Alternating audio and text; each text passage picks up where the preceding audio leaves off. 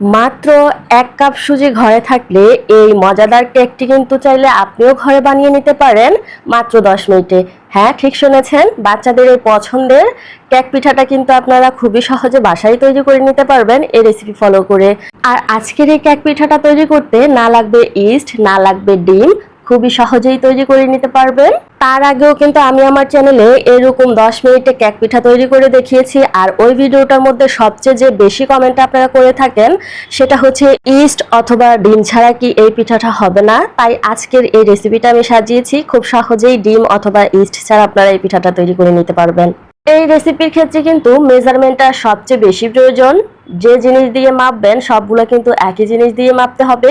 আপনারা নিশ্চয়ই খেয়াল করেছেন, একটা বাটির সাহায্যে আমি ১ বাটি নিয়ে নিলাম সুজি, আধা বাটি নিয়ে নিলাম চিনি।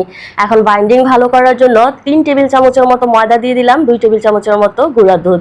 গুঁড়া দুধটা দেওয়ার কারণে কিন্তু খুবই সুন্দর একটা ফ্লেভার হবে, আবার খেতেও কিন্তু ভীষণ ভালো লাগবে। টেস্টটাকে ব্যালেন্স করার জন্য সামান্য একটু লবণ দিয়ে দিলাম, 1/4 চা চামচের মতো দিয়ে দিলেই কিন্তু হয়ে যাবে। এখন ভালো করে মিশিয়ে নিচ্ছি। মিশিয়ে নেওয়া হয়ে গেলেই কিন্তু ঠিক একই বাটি দিয়েই আমি ১ বাটি নিয়ে নিলাম আগে থেকে জাল করে রাখা লিকুইড দুধ। আর দুধটা কিন্তু এই পর্যায়ে না ঠান্ডা না গরম আছে, অনেক আগেই কিন্তু দুধটাকে আমি জাল করে ঠান্ডা করে নিয়েছি। আপনারা চাইলে কিন্তু কুসুম গরম দুধটাও এখানে ইউজ করতে পারেন। খুব ভালো করে মিশিয়ে নিচ্ছি। মিশিয়ে নেওয়া হয়ে গেলেই এখানে আমি ২ চা চামচের মতো দিয়ে দিচ্ছি রান্নার তেল। দেওয়া হয়ে গেলেই কিন্তু খুব ভালো করে মিশিয়ে নিতে হবে, যেন উপরে তেলটা ভাসমান অবস্থায় না থাকে। খুব ভালো করে মিশিয়ে নেওয়ার পর, যেহেতু আমরা সুজি দিয়েছি, এটা অ্যাক্টিভ হওয়ার জন্য কিন্তু ১০ মিনিটের জন্য রেস্টে অবশ্যই রাখতে হবে। তাই ১০ মিনিট ঢাকা দিয়ে একটা সাইডে রেখে দিলাম। আর এই ১০ মিনিট রেস্টে রাখার কারণেই কিন্তু সুজিটা খুব সুন্দর করে সফট হয়ে গেছে। এ পর্যায়ে আপনাদের কাছে মনে হতে পারে ১ কাপ সুজির জন্য ১ কাপ দুধ হয়তো কম হয়ে গেছে, কিন্তু একদমই না। ১ কাপ সুজির জন্য কিন্তু ১ কাপ দুধই পারফেক্ট। আপনারা চাইলে কিন্তু এখানে দুধের বদলে পানি দিয়েও তৈরি করে নিতে পারেন। এ পর্যায়ে আর কোনো দুধ অথবা পানি অ্যাড না করেই কিন্তু সুজিটাকে একটু ব্লেন্ড করে নিতে হবে স্মুথ একটা পেস্ট পাওয়ার জন্য। এই যে দেখুন, আমি কিন্তু ব্লেন্ড করে নিয়ে আসছি। আর এ পর্যায়ে ব্যাটারটা কতটা পাতলা হয়ে গেছে। এখন আমরা বাকি উপকরণগুলো মিশিয়ে নিচ্ছি। এই কেক পিঠাগুলো কিন্তু বানানোর আগ মুহূর্তে শুকনো উপকরণগুলো আপনাদেরকে অ্যাড করতে হবে। এই পর্যায়ে ১ চা চামচ বেকিং পাউডার আর 1/4 চা চামচেরও কিছুটা কম বেকিং সোডা ইউজ করতে হবে। এই পর্যায়ে সোডাটা কিন্তু একদমই বেশি দেওয়ার চেষ্টা করবেন না, এতে করে পিঠাগুলো কিন্তু আপনারা খেতে পারবেন না। ১ চা চামচের মতো ভ্যানিলা এসেন্স দিয়ে দিলাম। আপনারা আপনাদের পছন্দ অনুযায়ী ফ্লেভার অ্যাড করতে পারেন। সামান্য কিছুটা পানি অ্যাড করে এই ব্যাটারটাকে আমাদেরকে খুব স্মুথ করে মেখে নিতে হবে।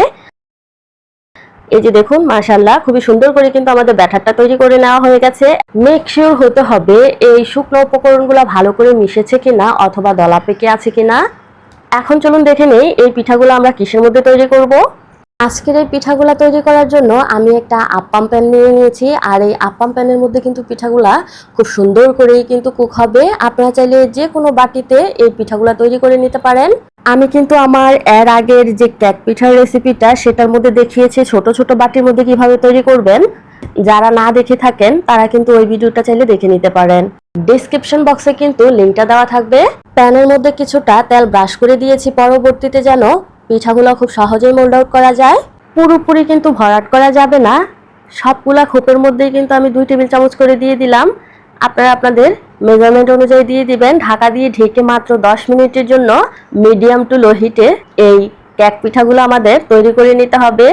১০ মিনিটেই দেখবেন খুব সুন্দর করেই কিন্তু এই পিঠাগুলো তৈরি হয়ে যাবে, আর নিচ থেকে কিন্তু একদমই পোড়া লাগবে না। চাইলে কিন্তু আরেকটু সময় রেখে আপনারা পিছনটা ক্রিস্পি করে নিতে পারেন, এতে করে কিন্তু খেতে আরো বেশি ভালো লাগে। আমি কিন্তু দুইভাবেই তৈরি করেছি, কিছুটা রেখেছি অল্প ক্রিস্পি করে আর কিছুটা ক্রিস্পি করে উঠিয়েছি। আর ক্রিস্পি করাটা আমার থেকে অনেক ভালো লেগেছে। যারা বাচ্চাদের জন্য বানাবেন তাহলে পিছনটা ক্রিস্পি করবেন না, আর বড়দের জন্য বানালে অবশ্যই ক্রিস্পি করবেন, এতে করে খেতে যে কতটা ভালো লাগে বানালেই বুঝতে পারবেন। প্রত্যেকটা পিঠাই দেখুন কতটা সুন্দর, নরম, তুলতুলে আর সফট হয়েছে। যাদের মনে খুব বেশি প্রশ্ন ছিল ইস্ট অথবা ডিম ছাড়া এই কেক পিঠাগুলো তৈরি করা যাবে কিনা, আশা করি তারা উত্তরটা পেয়েছেন। আর নিশ্চয়ই খেয়াল করেছেন ভিতরটা কতটা মজাদার। বিকেলের হালকা খিদা অথবা বাচ্চাদের টিফিনে অনায়াসেই কিন্তু এই পিঠাগুলা তৈরি করে দিতে পারবেন। অনেকের মনে প্রশ্ন জাগতে পারে এই পিঠাগুলা কতদিন এরকম নরম থাকবে। ঢাকনা লাগিয়ে বক্সের মধ্যে রাখলে ২-৩ দিন এরকমই নরম থাকবে। আল্লাহ হাফেজ।